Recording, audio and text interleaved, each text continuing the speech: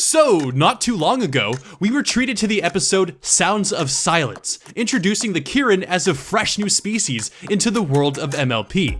And boy, did we love it! I mean, seriously, it seems like everyone wanted Kirin OCs. The hype is real, and it makes sense. The cool new designs, new characters, a new culture, what's not to like? However, what's even cooler is that Kirin are actually a creature that have their own real-world mythology. So I figured that with the explosive popularity of Kirins in the fandom, and all the new OCs being created, this was a great opportunity for us to learn more about what Kirins are, where they come from, what they're like, and how Kirins in real life relate to the ones found in MLP. What are we waiting for? Let's talk about that. So, for those of you following along at home, the Kirin are a mythological species that, while are fresh and brand new to the world of MLP, are actually a popular legend coming from many parts of China and other East Asian cultures. Commonly referred to as the Chinese unicorn, Kirin were said to appear with the imminent passing or arrival of a sage or a respected and wise ruler, someone that was held in a very high regard.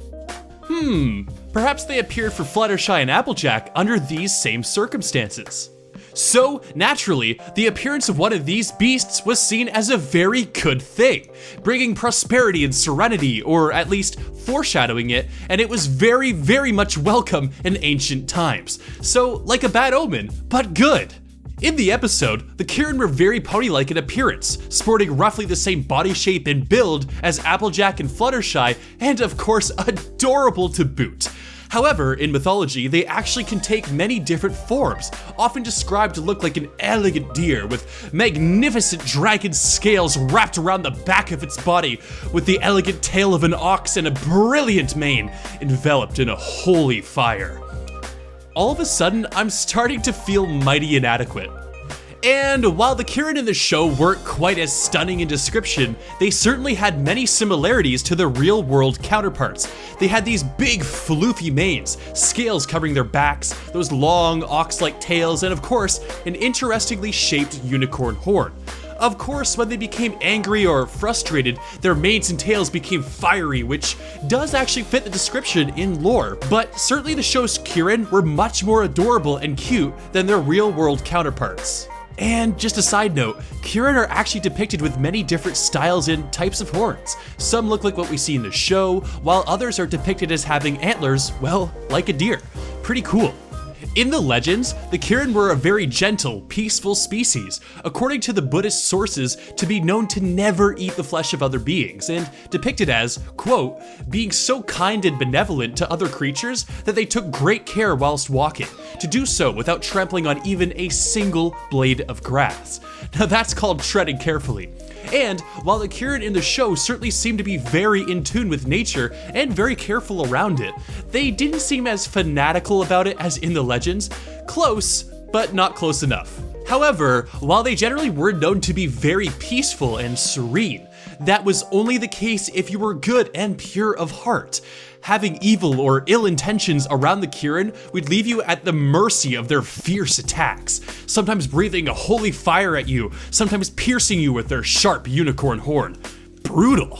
It makes a great game of Would You Rather. This was so much so the case that the Kirin were seen as a symbol of justice and guilt. In lore, they were called upon to determine the guilt or innocence of individuals, the original lie detector test, but far more intense. Believe it or not though, the Kirin actually do exist in real life. Here's a picture.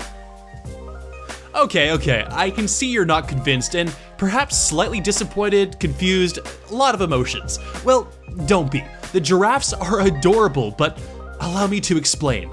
So you see, going back to the early 1400s Ming Dynasty, a Chinese admiral and explorer by the name of, and please excuse me for the mangling of this name, Zheng He, went around to all sorts of voyages throughout Asia and East Africa. These voyages were known as the Ming Treasure Voyages, and while they were conducted for many different purposes and reasons, one of the results was the bringing back of exotic animals. Animals like lions, leopards, camels, oh my, and of course, giraffes.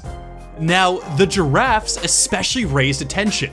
While more common in Africa, they're completely foreign beings in China, and they were quickly believed to be the Kirin from the legends, declared by the emperor at the time to be rare and magical animals. I mean, look at them. Sleek, deer-like bodies, horns on the top of their head, that ox-like tail, and heck, even the patterns on their backs look kinda like scales. Those long legs make it look like they're treading carefully as to not to disturb the ground like in the legends, and their general passive and calm demeanor fit well with the mythology. Heck, even to this day, the word giraffe in Japanese directly translates to the word Kirin, cementing the idea that these two beasts were considered one of the same. How neat is that?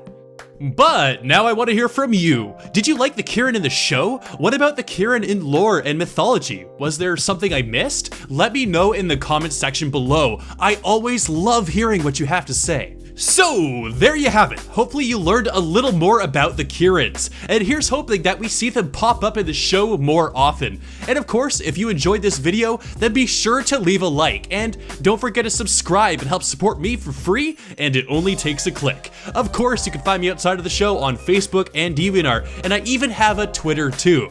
So find those links in the description if you want to catch me there. But with that, thank you again so much for watching. This is Tyandaga signing out.